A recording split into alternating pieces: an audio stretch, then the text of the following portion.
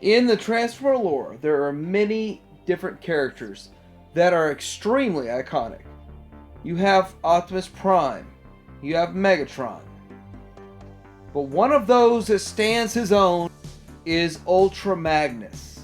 I've got to say, Ultra Magnus is one of the most iconic Transformers that's ever walked the Earth. Haha, but maybe never walked the Earth. This guy is the epitome of everything Optimus Prime is and was. And we're going to talk about all the iterations of him today. Ultra Magnus started with this G1 representation of a toy, and this thing is cool in a way and lousy in another. Of course, it's a giant brick with some arms that move, but it turns into a really cool car carrier.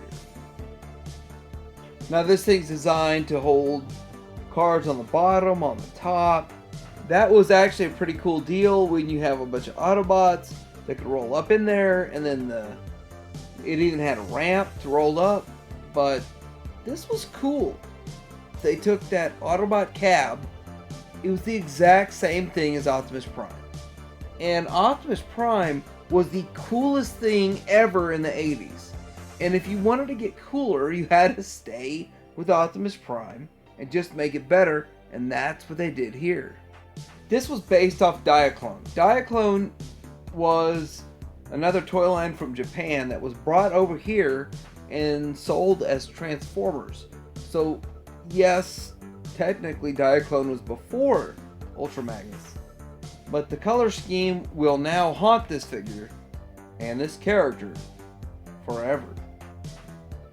In 2006, they came out with the Classics Ultra Magnus. And that Classics Ultra Magnus also had a Henkei version that was white. And I gotta say that I was not a fan of this design. I was happy we got Prime. I was happy we got Ultra Magnus. But in the end, this really wasn't Ultra Magnus. Now this leads us into the Titanium series.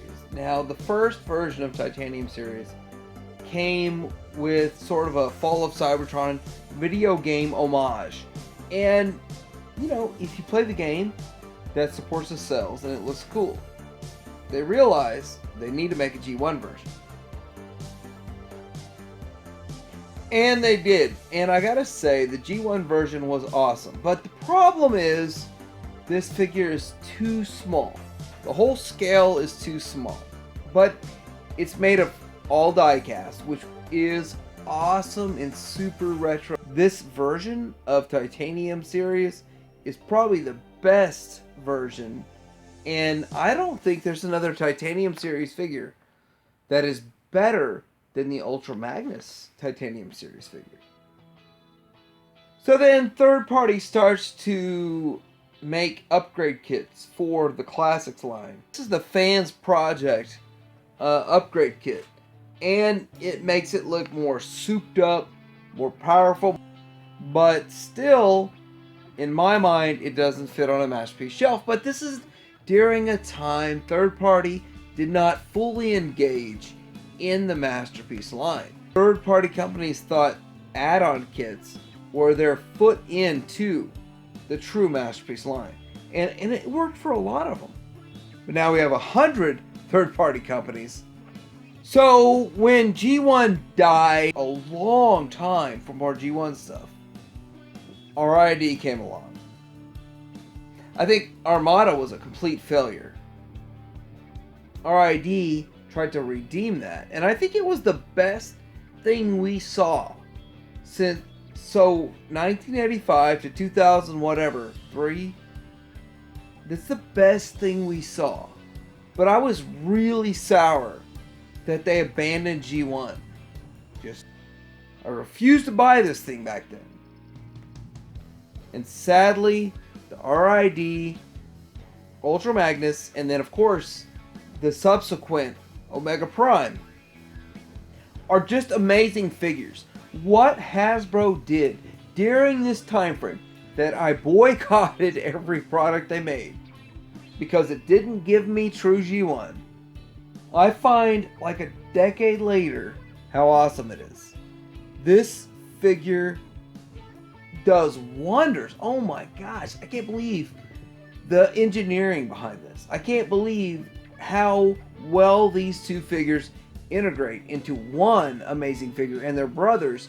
It just blows my mind. It is a great figure. Now, they did re-release it, but somehow it broke. Like, the reissue of this thing was so fragile that the majority of it broke, and they had a recall on this. And I'm sitting there thinking, well, I'm glad I got the older version because mine's not broken. So there were a bunch of different Transformer shows, Armada, Cybertron, whatever. But I'm not going to include 99.9% of the other rehashes. But Transformers Prime made an impact on a lot of people. And I think Transformers Prime was the step in the right direction to go back to G1. Now, this thing is the Prime version of the Ultra Magnus. It's not G1. Like, you put them side by side, it wouldn't look good.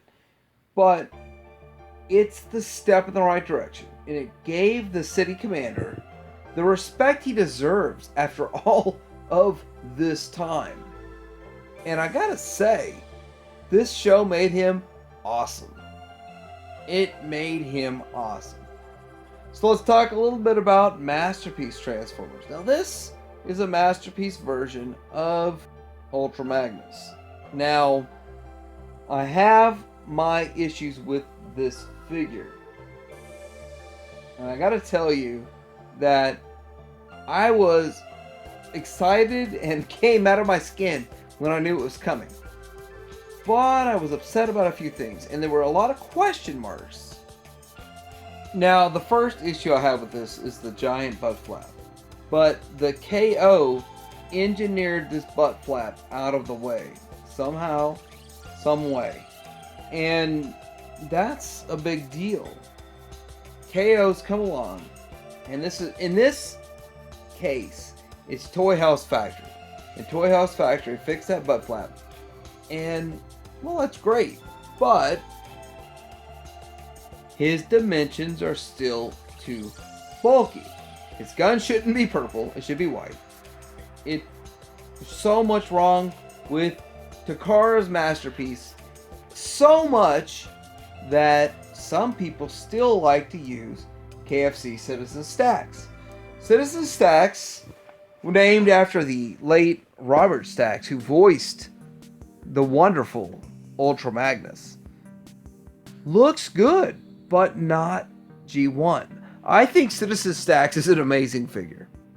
And I wished it looked more G1. But it looks more IDW or stylized. Well, it isn't even IDW. It's stylized. But it's not even IDW. But it looks great. And it's big. It's even bigger than the 14-inch. So it's like, what is it, 16-inch? That's a big mammy jammy. So, if you want to go a different route than the actual official MP, you could buy these files off the internet, off of eBay, print your own different in 3 different colors, and make yourself an armor that fit on MP10, MP10V, and then MPP10, which, by the way, the MPP10 one would look the best. And you can make yourself your own Ultra Magnus if you had a 3D printer.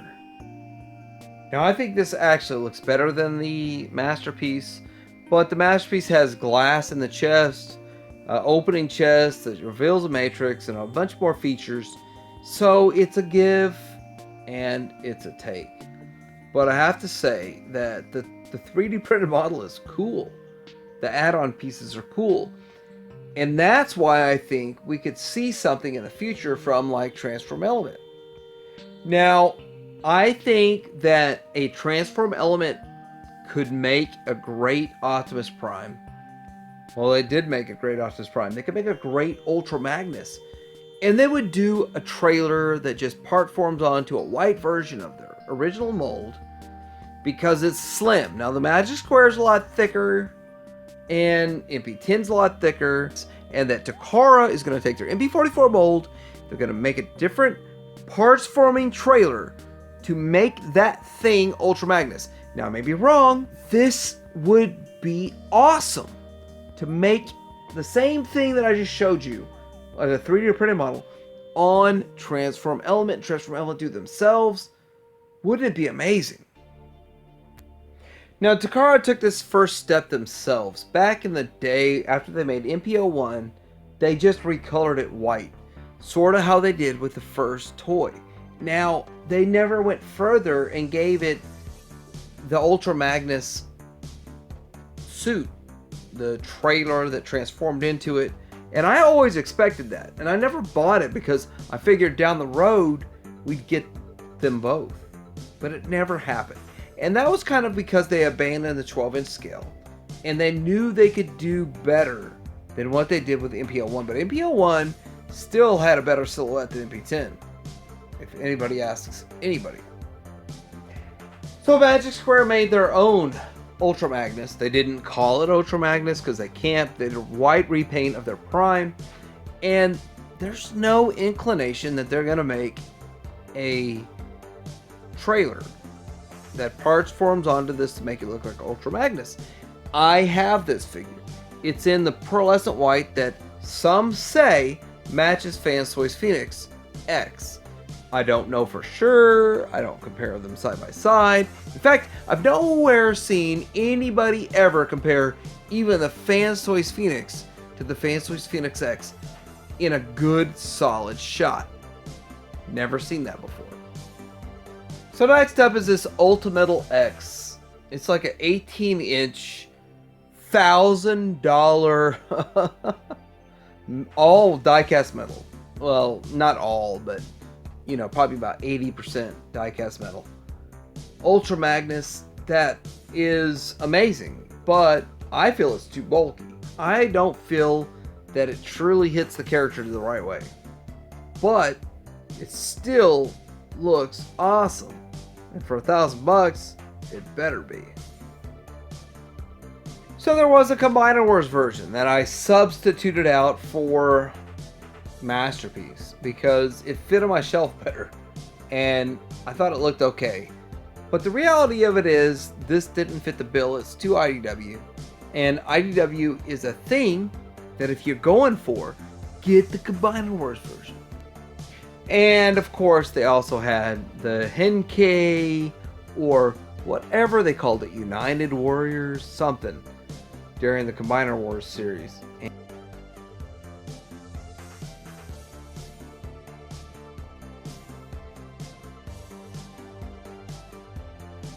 So nowadays we have some Legends scale versions of the figures, and you see Magic Square on the left, and it's an amazing looking figure, and it does everything you want for a Legends scale figure of Ultra Magnus. But on the right you have Iron Factory, which is a stylized version, much bigger, beefier, and bulkier. So, you know, what do you want out of a figure? So now McFans Toys is KOing the Magic Square, adding a Matrix Chamber, and, you know, according to what I see, it's adding like a ½ inch. And the company called A3 that makes non-transformable, amazing Transformers is coming out with a Ultra Magnus that doesn't have the armor. But we don't know if it's still going to happen with all of the inner working problems of that company. But anyway, let me know what you think. Like, subscribe. What figures do you have? What figures do you love? What figures did you feel I left out that should have been in this video? Like, subscribe to Dimmer Hanger out.